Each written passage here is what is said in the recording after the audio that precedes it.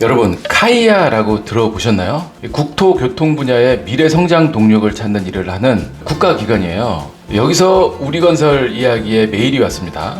모듈러 공법과 강합성 거더라고 하는 일종의 신기술이 있는데 이 두 가지 기술을 홍보해 줄 수 있는지 라는 내용이었고, 당연히 해드려야죠. 좋은 일인데. 그래서 내용을 확인해 보니까 기술 자체가 너무 신박한 내용인 거예요.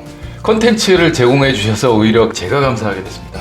그래서 오늘 두 가지 중에 첫 번째로 모듈러 공법, 이거 말씀드리겠습니다.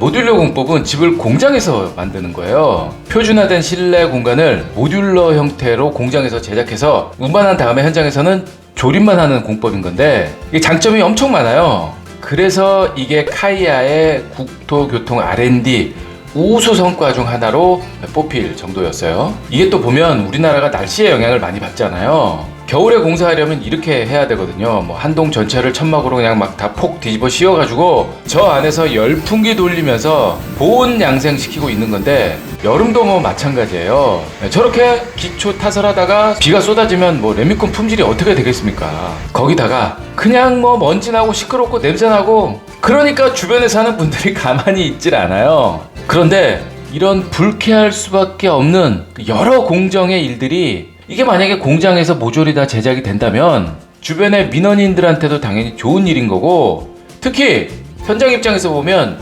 지붕 있는 실내 공간이잖아요. 여기서 집이 만들어진다는 건 날씨에 관계없이, 그러니까 균일한 품질로 집이 완성이 된다는 거예요. 그래서 선진국들은 지금 엄청 활발하게 적용하고 있어요. 지금 보시는 이게 44층 높이거든요. 호주에 있는 라트로브 타워라는 모듈러 건축이에요. 2016년 11월에 완공된 건물이니까 지금부터 8년 전에 준공했어요. 이미 준공. 옛날 방식으로 했으면 44층이니까 최소 40개월은 걸렸을 텐데, 이게 딱 20개월 걸려서 완성된 건물인 거예요. 영국도 마찬가지예요. 2009년에 25층짜리 기숙사를 완성한 데 이어서 44층짜리 조지 로즈 타워스라는 건물을 모듈러 방식으로 지금 건설 중이에요. 지금 이 사진. 그런데 우리나라는 카이아와 함께 2003년에 국내 최초로 2층 모듈러 건축인 신기 초등학교, 이게 이제 건립되면서 시작됐고, 군부대 시설을 중심으로 2, 3층짜리 정도의 모듈러 건축이 명맥을 잇고 있었어요. 그게 진행되어 왔고, 그러다가 드디어 국내 1호 모듈러 주택이 이제 완성된 게 2017년이에요. 가양동에 준공한 이거 30세대짜리거든요. 높이는 6층이고 공공임대주택. 이게 첫 실적이에요. 거기다가 좀 더 안타까운 건, 선진국은 이미 40층, 50층 이렇게 준공하고 있잖아요. 이러고 있을 때 우리는 국가 R&D 과제의 목표 층수가 15층이에요. 15층.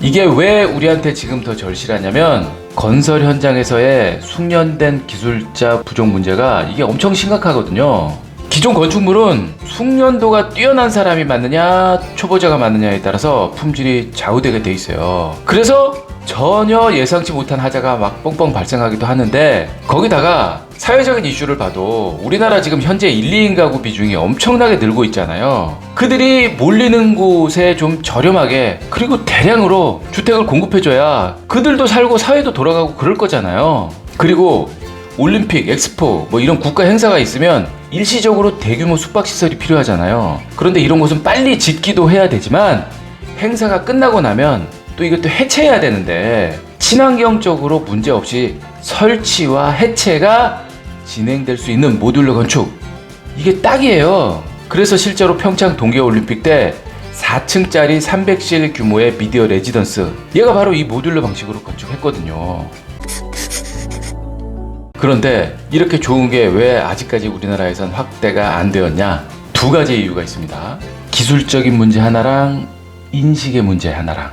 건설기술연구원의 백유웅 위원님의 인터뷰 내용을 보면 문제를 좀 파악할 수 있는데, 우리나라의 법정인 기준이 13층 이상 건물의 경우 3시간 내화 성능을 갖춰야 돼요. 이 내화 기준 자체가 해외보다도 훨씬 길기 때문에 불리할 수밖에 없어요. 거기다가 층간소음 문제 때문에 바닥 두께가 일정 두께 이상이어야 될 수밖에 없잖아요. 이런 걸 다 충족시키려면 이걸 들어 올리는 양중 기술도 같이 발전해야 되는데 이런 복합적으로 여러 가지 얽히고 설킨 문제들이 다 기술적으로 극복해야 되는 이런 문제인 거였어요. 그런데 이런 문제가 카이아의 지원으로 하나하나 해결돼 가고 있어요. 조립식 주택 화성능 평가 및 실증을 1차년도, 2차년도, 3차년도, 4차년도에 걸쳐서 검증을 한 거죠. 바닥 충격음에 대한 차음 성능이나 기밀 성능 이런 것도 성능 평가가 완료된 상태고요. 열 성능도 마찬가지예요. 기준치를 만족하는 수준으로 평가가 이미 되고 있는 거고, 그러면서 또 제일 중요한 게 뭡니까? 조립식으로 만들었는데 이거 구조적으로 튼튼할까 걱정하시는 분들 많잖아요. 이런 구조적인 안전성에 대한 의문도 검증이 완료가 된 상태예요. 자, 그래서 기술적인 문제는 어느 정도 하나씩 극복해 나가고 있는 상황인 거고, 사실은 이 두 번째, 이게 더 큰 문제인데 모듈러 공법에 대한 약간 부정적인 인식이 있어요. 이걸 바꿔야 돼요. 공기가 짧은 걸 보니까 부실 시공일 거야. 또는 조립식으로 지으면 층간 소음이 더 심한 거 아니야? 등등. 이런 약간 좀 믿지 못하는 경향이 있는데, 이렇게 생각하시는 분들한테 보여드릴 게 있어요. 모듈을 서랍처럼 끼워 넣는 인필식 공법을 모두 활용했습니다. 인필식 방식이라고 하는 이 방식에 주목할 필요가 있어요. 별도의 구조체가 완성이 되고 나면 내장 박스 모듈을 그 안에 끼워 넣는 공법인 거예요.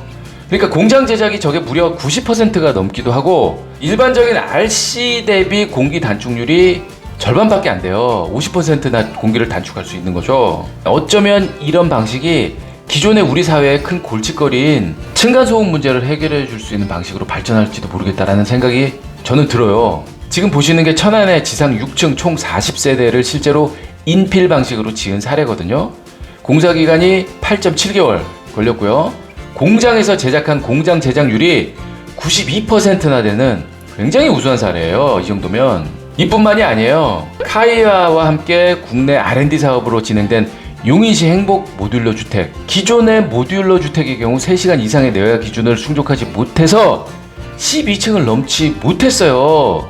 그런데 얘는 이 한계를 극복해서 13층짜리 모듈러 주택이 완공이 된 거죠. 굉장히 큰 의미가 있는 거예요. 23년 6월에 준공했는데 13층 106가구를 1년 만에 지었어요. 이제부터 15층, 20층, 30층 막 올라가면 되는 거예요. 내부를 봐도 일반 아파트하고 전혀 다를 바가 없어요. 그래서 저는 이 모듈러 공법이 좀 빨리 건설 현장에 좀 상용화가 됐으면 좋겠어요. 근데 우리 충분한 가능성이 있잖아요. 조립해서 완제품 만드는 사업, 조선업, 자동차 이런 업종에서 우리가 세계 탑이잖아요. 그래서 오늘의 결론, 모듈러 건축에서도 세계 1위 한번 해보자. 끝. 그리고 다음 편에는 장경간 교량에 활용된 강합성 겉어, 이거 구조 얘기거든요. 근데 전혀 어렵지 않고 재밌습니다. 기대해 주세요. 진짜 갑니다. 끝.